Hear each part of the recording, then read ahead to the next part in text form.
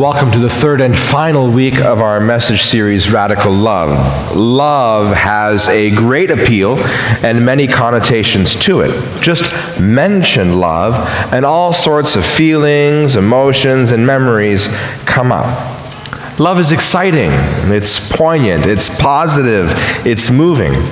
And at the same time, love manages to be equally frustrating, elusive, mysterious, and abstract. Love is one of the most universally sought after and universally misunderstood parts of the human experience. And I think that's where love, at least as our culture understands it, gets its appeal. But as much as we long for an ideal, perfect love, our reality is that of a fallen world where sin exists. And sin is the great complicator. Sin always throws a monkey wrench into what God intended to be simple. We kicked off this series with the assertion that perhaps suffering is necessary for love to be true. And maybe sin has thrown a monkey wrench into our expectations of love. Sin has complicated our expectations of love. Because if we're honest with ourselves, there's a part of us that expects love to be easy and to come naturally. But we learn time and time again that relationships and love seem to go hand in hand with hardships and misunderstanding. And it can be disappointing when love doesn't go down the way we wish it did or the way we expect it to. But it was never meant to be like that. And so throughout the course of this series, we're talking about what God originally meant love to be like. When it comes to love, I think the words of St. Paul can ring true for us. Check this out. For I do not do the good I want to do, but do the evil that I do not want. Can you relate to that? I know that I sure can. Often the desire to do good is there, right? It's there. But actually doing it is something else. That's a different story. You wish you could have boundless energy and time to devote to your kids, but sometimes you just find yourself almost avoiding them a little bit to get that precious alone time that you so much desire. Maybe your spouse is driving you crazy with that one annoying habit, and you don't want to lose it on them. But one day, you reach the final straw, and then you go nuclear. Maybe you want to stop watching that stupid stuff that's on the internet. You've thought about ways that it can happen, but then you feel stressed, or you're bored, or you're upset, and you're right back at square one all over again. Why do we do that? Why? Why, despite our best intentions, is it so difficult to love? Sometimes there are exterior circumstances, right? Sometimes we just can't help it. It's so hard when I don't have enough sleep or food or time or energy, isn't it? How can I be expected to love in even the most difficult circumstances? How can I be rejected and mistreated time and again and still choose to love? Well, your best intentions are good. They're a great start, but they're just not enough. The truth is, as much as you want to love, the reason why we don't is because we don't know how to. We don't know how to love. I mean, we've talked about how this kind of self-sacrificing love doesn't necessarily come naturally for us. We were created for this kind of love, to be a gift to others, but sin makes it almost an afterthought sometimes. Have you ever experienced that? You might be going through a difficult situation or just coming out of a hard conversation, but once it's over and the damage is done, you think, well, maybe I could have handled that differently. Or I probably should have been a bit more understanding. Or maybe I could have given them the benefit of the doubt. So our goal is to determine how it is that we can learn to love, how to love in even the most difficult of circumstances. We're turning to today's gospel for some guidance on this. The gospel is jam-packed with all sorts of wisdom, but this is where we're going to start. We read, "Can a blind person guide a blind person? Will not both fall into a pit?" To learn about love, we need to ask the right person. That's why we're consulting the Word of God right now.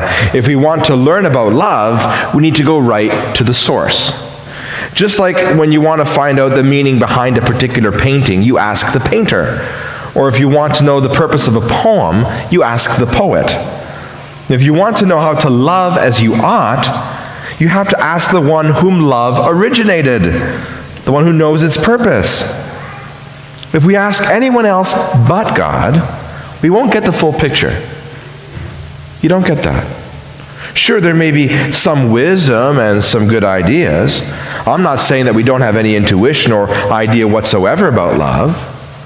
What I am saying is that when it comes to the whole picture, the big picture, the reason why we love and the ways in which we can love, who better to go than to the one who is love? So what does Jesus say? He says, "Why do you see the speck in your neighbor's eye, but do not notice the log in your own eye? First, take the log out of your own eye, and then you will see clearly to take the speck out of your neighbor's eye." Blunt. I like it. We learn from this that a key to practicing love is self-awareness. Right? How quick are we always to judge? But you got to look in the mirror sometimes. Here, Jesus is reminding us that to do the right thing, to help others, we need to take a closer look at ourselves. When you know your own flaws and your own strengths, you can strategize for success when it comes to love and relationships. Are we really critical of ourselves or unhappy with something about ourselves? Do we easily become critical of others? Or do we seek to build one another up? How do you seek growth? Do you seek growth? These are all really important questions to ask. And if you don't regularly assess yourself like this, you should. You really should. Because it helps you to establish early on what blocks you from loving. It helps you determine when you're at your best and when your own nature may put you at a disadvantage to love. Then you can be vigilant in growing past those weaknesses and utilizing your strengths so that you can love more effectively and consistently. So I encourage you, go ahead, grab a journal and ask yourself some key questions. You'd be surprised what you might find out. The other thing that Jesus says here can give us a huge hint as to how to go about identifying our own strengths and weaknesses. Check this out. No good tree bears bad fruit, nor again does a bad tree bear good fruit. Out of the good treasures of the heart, the good person produces good. And out of the evil treasures, the evil person produces evil. For it is out of the abundance of the heart that the mouth speaks. What is in your heart towards others? What do you have clenched in your hand towards your loved ones? If you want to know, look at what's happening in your relationships around you. Just like a doctor looks at the symptoms to diagnose an issue, we can look at the fruits, the happenings in our relationships to determine what is in our heart when it comes to others. We've seen this correlation before. Perhaps you know what I'm talking about because we've all done this. Maybe you've lashed out at your spouse unexpectedly. But if you've been holding on to so many resentments, small ones, in your heart towards them, well, that was bound to happen. You criticized a coworker harshly without meaning to. But if you've been rolling your eyes at their seeming incompetence behind their back this whole time, well, it was only a matter of time. And this is one that I think we do a lot more often than we are even aware of.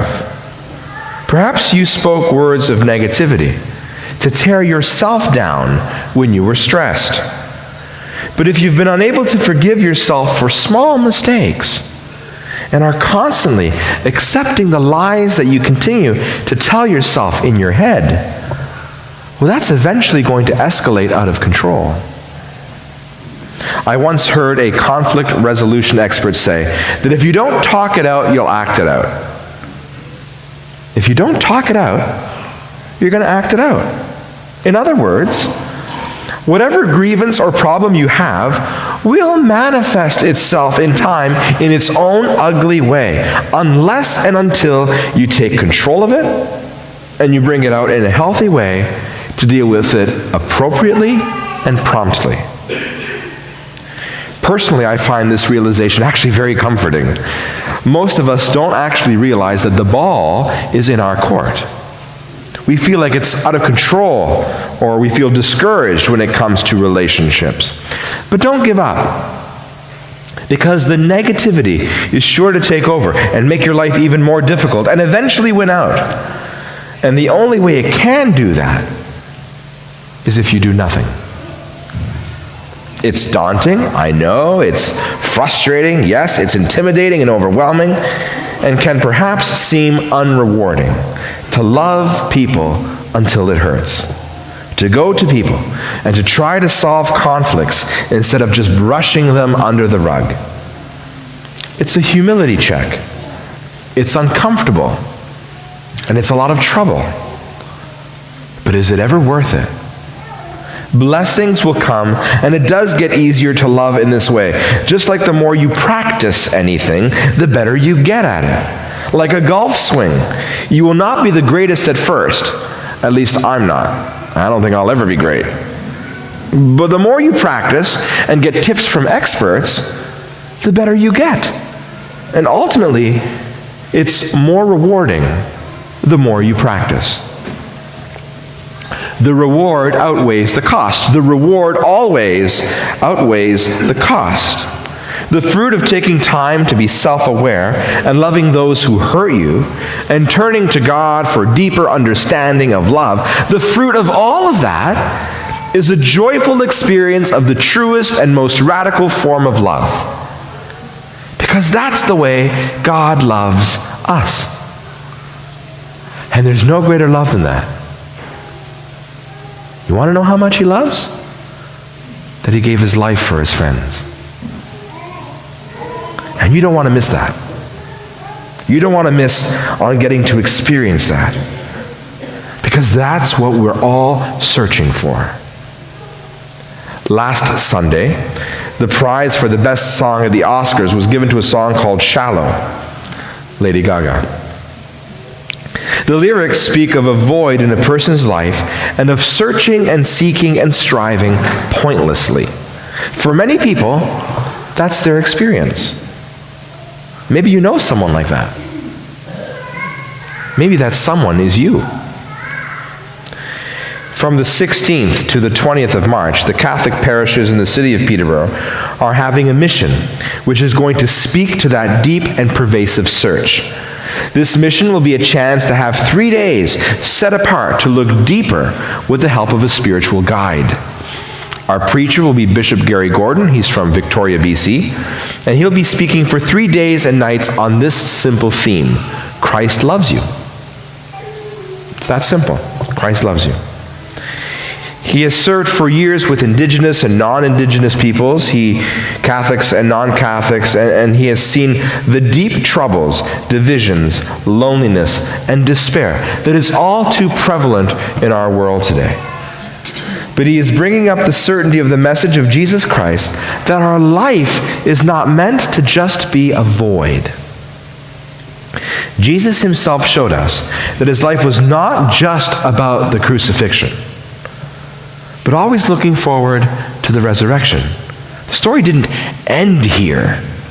He rose from the dead. So Bishop Gordon will preach twice a day, the same talk, twice a day at 11 a.m. and at 7 p.m. So pick the time that works for you and come to be uplifted, because it's what we're all striving for. That, my friends, is the power of radical love.